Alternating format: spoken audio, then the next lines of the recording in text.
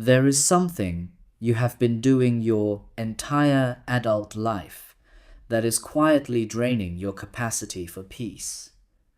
Not because you are doing it wrong, but because no one has ever told you what it actually is.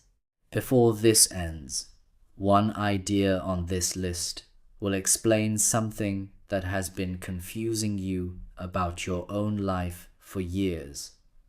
You may not like what it reveals, but you will not be able to stop thinking about it. His name is Arthur Schopenhauer.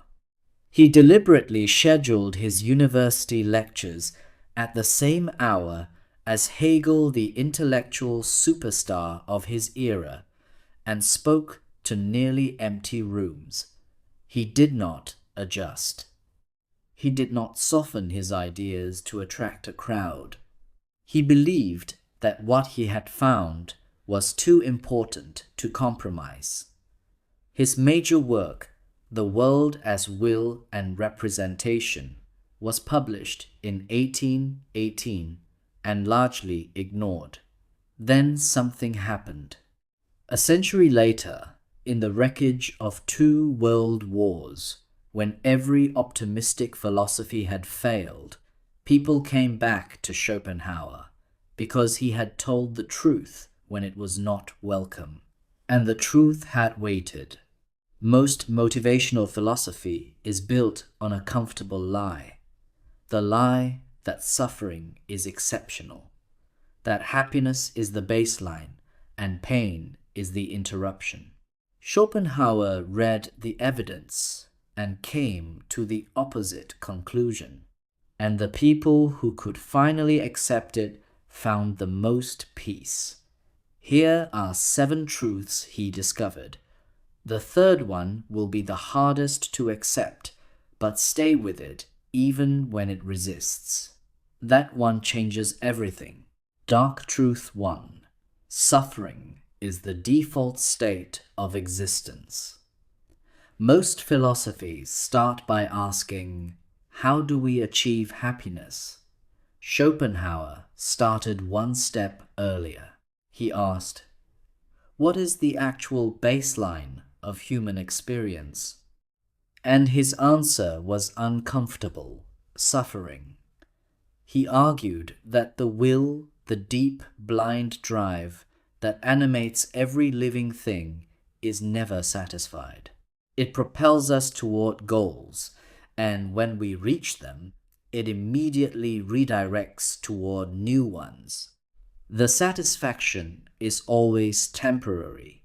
The striving is permanent. Dark Truth 2. Every desire you fulfill creates a new form of misery.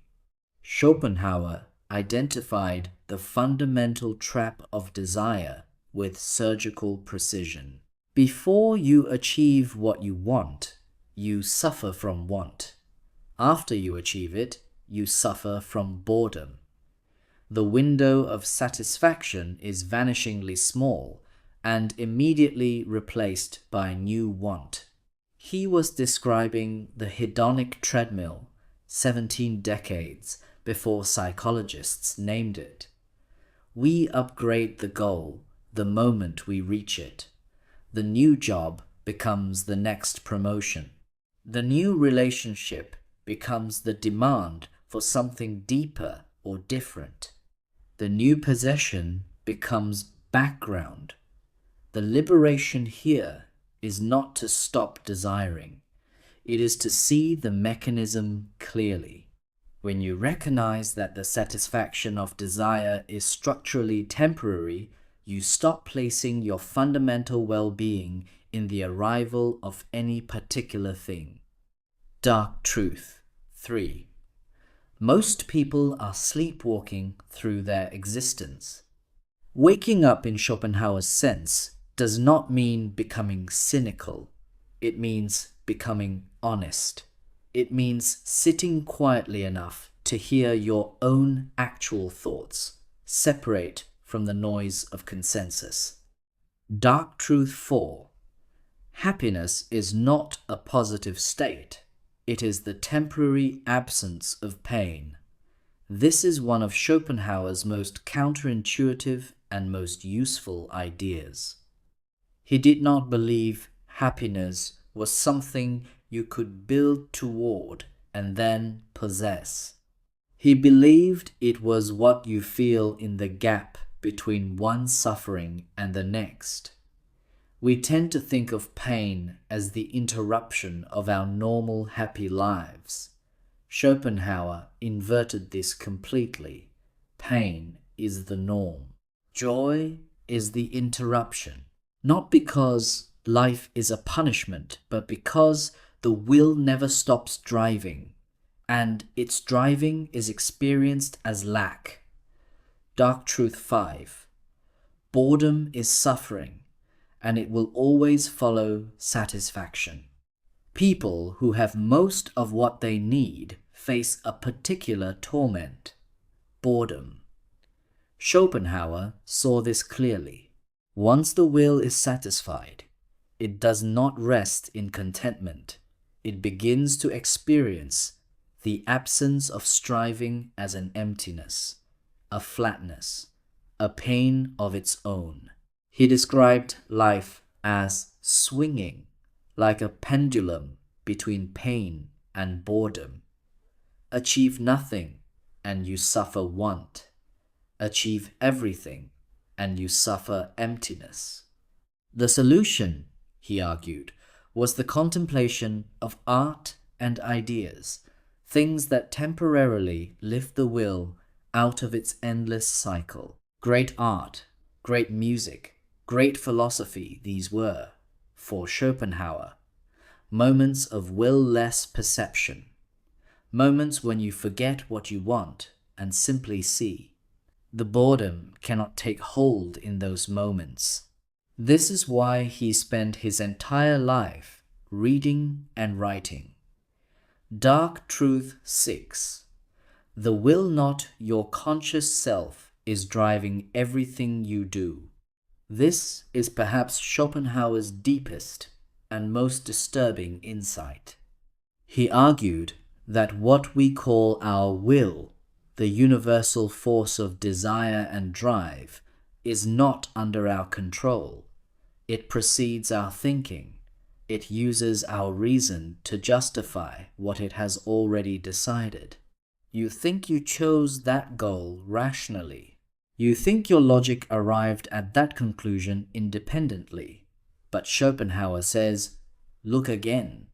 The will had already decided. Reason showed up afterward to write the press release. Dark Truth 7. Acceptance, not achievement, is the only lasting peace. After 6 truths that strip away illusion, Schopenhauer arrives at something that feels, almost surprisingly, like wisdom. The way out of the will's torment is not to win, it is to accept. He was not beloved. He lived much of his life in obscurity and bitterness. He was contradictory, preaching detachment while clearly wanting recognition. He was not a saint, but his philosophy is not diminished by his imperfection. If anything, it is more honest. He did not write about what was easy. He wrote about what was true. And the truth, even the dark truth, has a particular quality of relief to it when you finally stop running from it. Suffering is not a mistake. Desire is not a flaw. The will is not your enemy. They are the material of your life. What you do with that understanding, whether it makes you more honest, more present, more awake, that is the only question Schopenhauer asks you to answer. If this reached you at the right time, subscribe. We explore the deepest questions of human existence every week, so you can live yours more fully.